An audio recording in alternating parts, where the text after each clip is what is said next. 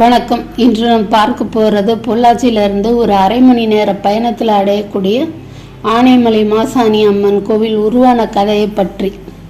விஸ்வாமித்திர மகரிஷி பல தெய்வங்களை நோக்கி தவம் இயற்றி பல வரங்களை பெற்றவர். இவர் திரும்பவும் கடகநாச்சி அப்படிங்கிற ஒரு மலையில் தவம் செய்ய விருப்பப்படுறார்.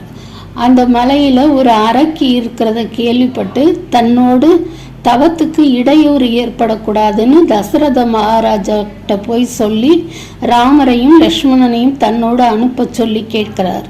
அப்படியே தசரதர் தன்னோட 2 மகன்களையும் அவரோடு அனுப்பி வைக்கிறார்.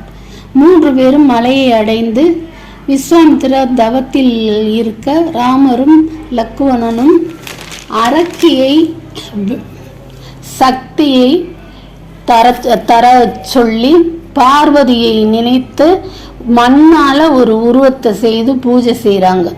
பார்வதியும் மனமிறங்கி தரிசனம் தந்து அவங்களுக்கு என்ன வேணும்னு கேட்க அரக்கியை வெல்லும் சக்தியை கேட்குறாங்க. அப்படியே ஆகட்டும்னு வரம் தந்த பார்வதி ஒரு விஷயத்தையும் சொல்கிறாங்க. அதாவது அரக்கியோட போர் செய்கிறதுக்கு முன்னாடி அந்த மண்ணால் செய்த உருவத்தை அழிச்சிட்டு போக சொல்லி மறைகிறாங்க. ராமரும் லக்ஷ்மணனும் அரக்கியை பார்த்ததும் பார்வதி சொன்னதை மறந்து அந்த உருவத்தை அழிக்க மறந்து போயிடுறாங்க.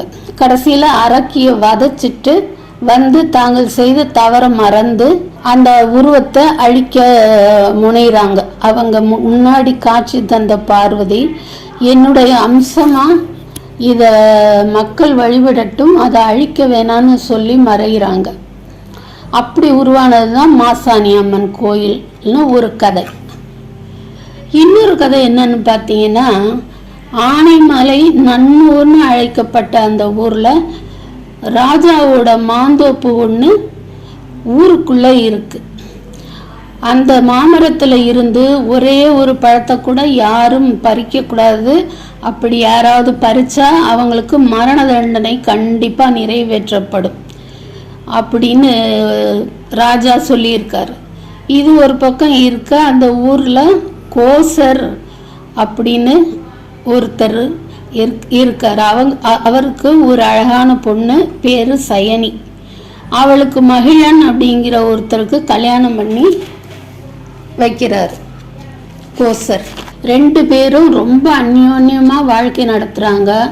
அந்த பொண்ணும் கர்ப்பம் தரித்து 9 மாதம் ஆனது. 9 மாதம் ஆனதும் கோசர் மகளை தன்னோட வீட்டுக்கு கூட்டிகிட்டு போக வர்றாரு. ஆனால் சயனி மகிழினி இருவருமே அதற்கு சம்மதிக்கலை. கோசரும் போயிடுறாரு. இது இப்படி இருக்க மகிழினி ஒரு நாள் தன் தோழிகளோடு குளத்தில் போய் குளிக்க ஆசைப்பட்டு கேட்க, விருப்பமின்றி பத்திரமாக போயிட்டு வா அப்படின்னு மகிழன் சொல்கிறார். சயனியும் தோழிகளோடு கிளம்பிட்டா. குளத்தில் குளிச்சுட்டு இருக்கும்போது ஒரு மாம்பழம் ஒன்று தண்ணியில் மிதந்து வருது. அதை பார்த்த சயனி அந்த மாம்பழத்தை எடுத்து சாப்பிட்றா. காவலாளி பார்த்துட்டு மன்னன்கிட்ட போய் விஷயத்தை சொல்ல மன்னன் கோபமாகி மரண தண்டனைக்கு உத்தரவிடுறான். கர்ப்பவதி, தெரியாமல் செய்துட்டா, சாப்பிட்டுட்டா, தயவுசெய்து அவளை விட்டு விடுங்கன்னு கோசரும் மகிழனும் ஊர் மக்களும் கெஞ்சியும் பயனில்லாமல் மரண தண்டையை நிறைவேற்றுறாங்க. அதன் பிறகு ஊரில் மழை பெய்யாமல் மக்கள் அனைவரும் கஷ்டப்படுறாங்க. ஒரு கர்ப்பவதிக்கு இப்படி ஒரு தண்டனை கிடைச்சது தான் இந்த ஊருக்கு சாபமாகி இப்படி இருக்குன்னு சொல்லி அந்த கர்ப்பவதியை போல ஒரு உருவம் படுத்திருக்கிற மாதிரி செய்து பூஜைகள் செய்கிறாங்க.